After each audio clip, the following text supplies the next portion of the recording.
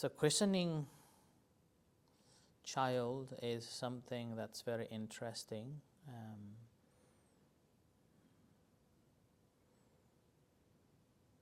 Rituals that confirms their religion and their culture by the environment or the family they are born to. As a result, we have no choice to be born into certain religion and certain cultures. When we were born, there is no culture, there is no religion, there is nothing at all. But the moment when we are born, we are born in the religion, in the culture, in the community, in the family. So oftentimes, whatever family believes in, we will be brought up in that concepts or belief systems and traditions, which later on become a condition for our life, unless we have found something different and something that is more valuable and not dependent on any so-called concept of fear and miseries.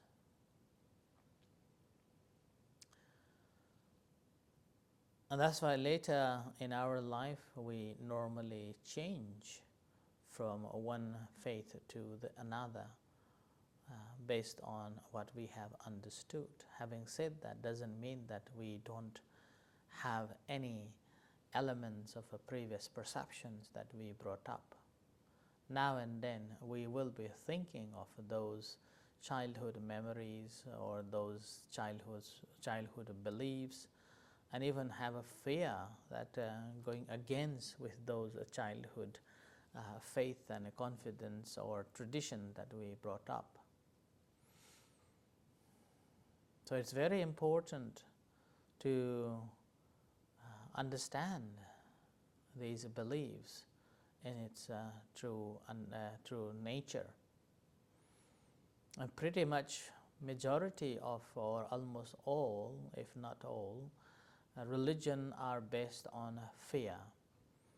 A fear of a punishment and a fear of not allowing to be a reunion with the so-called God or in the heavens, or a judgment that you will be facing the eternal hell, like that. And based on that a judgment which is based on a fear, so people will put their faith onto that certain religion.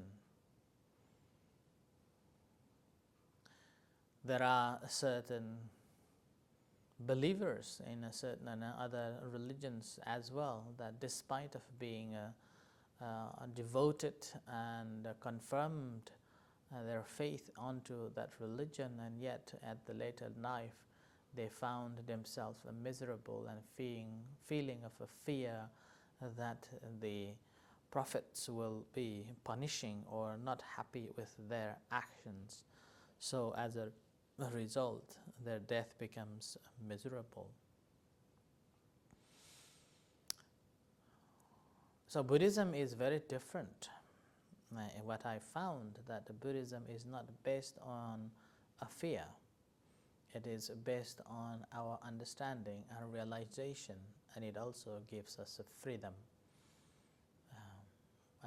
of a thought, a freedom of our mind, and freedom of our choice, and a hope. And this hope actually helps us to live our life much simpler and much happier, and there is no guilt or a fear at all on and this on anything that we do, but we believe that whatever action we perform, it has a reaction, and that reaction sometimes we don't have to wait for the later year or the later life. We can experience it immediately in a couple of hours, or even instantly a couple of hours or a couple of days later. Such as when we become angry, a response to the anger, we can see the immediate result of our action, and that brings the miserable and miseries. And same with if someone said to something to somebody, then that can cause long-term disturbances within ourselves and then to others. So that's why it is based on a law of a karma, that whatever we do, it has a reaction, and that reaction brings unhappiness to oneself and then to others if we have done something unwholesome. So that's why Buddhism offers us a pure hope and a pure freedom that I found. So as you may have known, I wasn't born a Buddhist either, but since studying Buddhism, I found this makes sense and also gives me profound freedom. Now, this questioning again, we have to remember that Buddhists or becoming a Buddhism or Buddhists, like in a Buddhist society, Buddhist societies around the world, that we all call ourselves Buddhist, or they call Buddhists, which is pretty much familiar to those who are born into that religion or so-called Buddhism. Now, it's not something that we take on, and in a Buddhism, again, once you took Buddhism, then there is different way of looking at it. As we know that when the Buddha enlightened on the night, in the morning, when he reflected that teachings that he found, the Dhamma that he discovered are so subtle that it is very difficult for people to understand. So he decided not to teach. Nevertheless, he, after pondering on, realized that there are different types of people, those who have a little dust in their eyes so they can listen and understand the Dhamma. So focusing on that, we see that there are different types of people based on their knowledge. And one who is wise, then they will understand this Buddha Dhamma, the Buddha's teachings, whereas others, it will take some time, or it may take many lifetimes, just clearing the path that eventually in the future will find this noble path to liberate. So similarly, on that basis, we have to understand that there are different types of Buddhists even today. At least, like in one way of categorizing it, there are three types of Buddhists.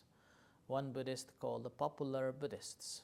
So they mix with their tradition, paganist practice, and animist practice, and traditions that they have been brought up.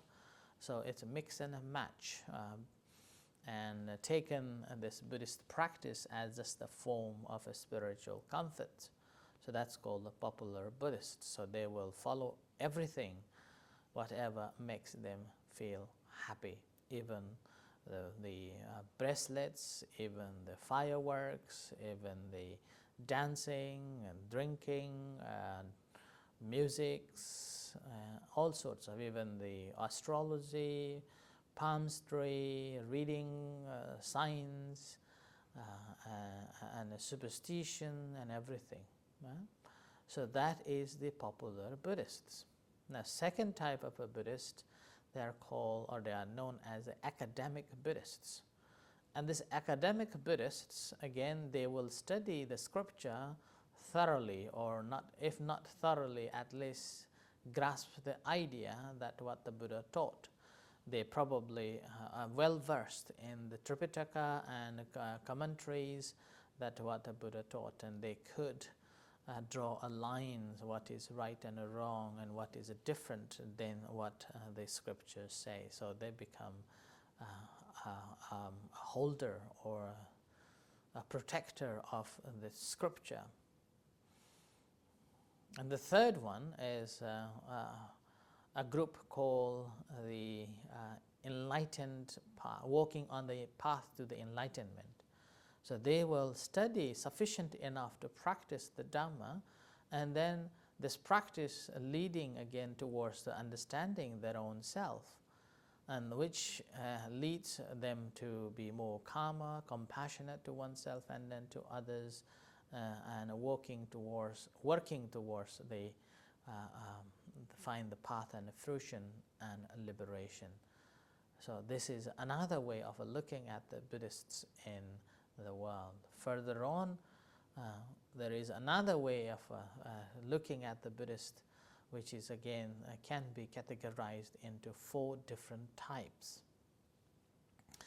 And this 4 different types again actually comes under the Buddha's teachings, which called Attanang Dhammayanti Pandita, which means that the wise disciples themselves will discipline themselves. So that's why it's a self-training. Buddhism is a self-training, or a foundation of a Buddhism is basically self-training or individual training, training our physical body, speech, and the mind, and that training is in accordance with the teachings of the Buddha. Rather than identifying with the names, ethnic group, and nationality, we should be taking this as the self-training to the liberation. And in this way, this self-training, there are 4 different types of a Buddhist can be described. Number 1 is called nominal Buddhists, or traditional Buddhists. Nominal Buddhist, or a Buddhist by birth. And this Buddhist by birth because parents are Buddhists and then they also follow Buddhism.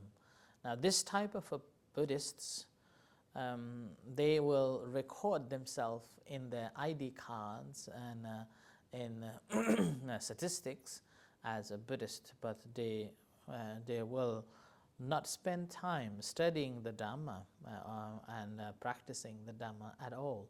They will simply do only certain activities based on their tradition or whatever their parents have, whatever they have followed, what parents had done. It's like a traditional Buddhists or nominal Buddhists who probably come to the temple or monasteries once in a while, maybe once in one day, in a year, a special day, like a New Year, or like a Katina, or if not in those days, maybe when somebody died, and then want to invite the monks to do the service. Then they come to the temple, or they are feeling down and everything become miserable. Then they come to the temple. So that's called a nominal Buddhist. And the second type of a Buddhist, like a temple following Buddhist. So they normally will be mingling with the monks in a temple pretty much most of the time, and then trying to keep the temple in a right way and sorting out and dealing with that.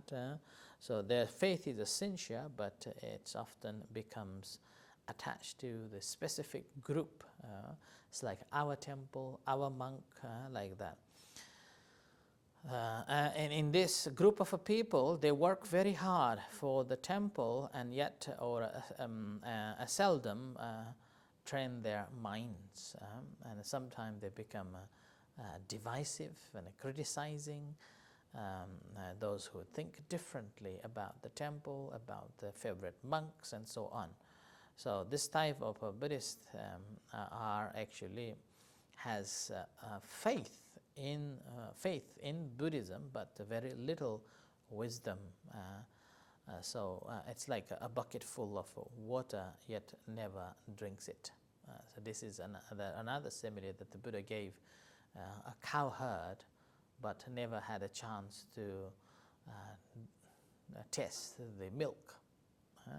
So it's basically, and that's why Buddha always encouraged members of a community that don't be a cowherd, be a one who tests the drink, the milk.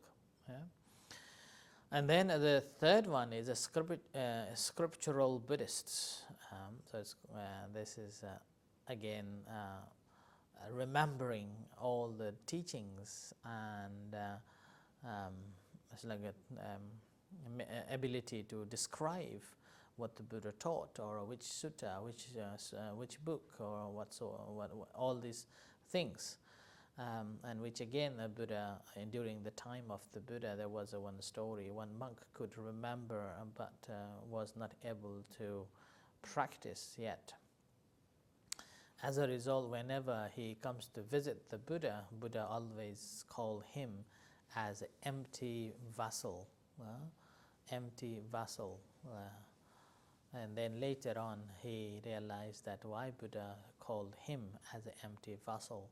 So he contemplated on, and later on he went on practicing the Dhamma and understood. So this group of people, we have plenty attached to the teachings and hold on to the teachings and become extremist, which is not the teachings of the Buddha.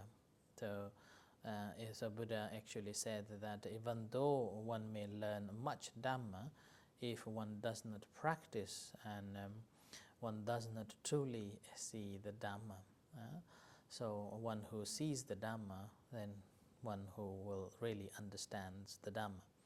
Now on the fourth one is called a genuine Buddhists, and this group actually a group that who have studied and practiced the Dhamma, integrating the Dhamma into their life and practicing mindfulness in everyday life. If possible, try to be mindful as much as possible.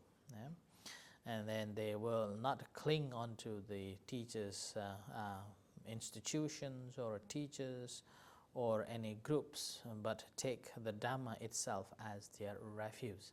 Like the Buddha, even though Buddha proclaimed the teachings, but the Buddha always respects the Dhamma, even though sometimes a junior monk is teaching the Dhamma, Buddha would respect and listen very attentively out of respect to the Dhamma. So we always have to put the Dhamma at front, then the institution or a monk, and practicing in accordance with the Dhamma.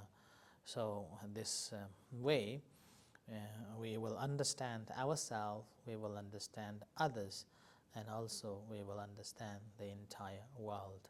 So a genuine a genuine Buddhist actually embodies the kindness and compassion and insight, and then will not have any judgment on anybody, on anything, and there will be no pride and also self-proclamation, which is again very interesting. There are many people normally, because of their practice, they have been practicing, because of their knowledge, or they have understood and able to explain elaborately on the teachings of the Buddha. Oftentimes they proclaim themselves as superior, as better, as good, as intelligent, and so on, whereas a genuine Buddhist will not proclaim such way. Their calmness and kindness are the living manifestation of the Buddha nature. So this Buddha nature will be emerges from their hearts and minds. So that's why the Buddha said that whoever sees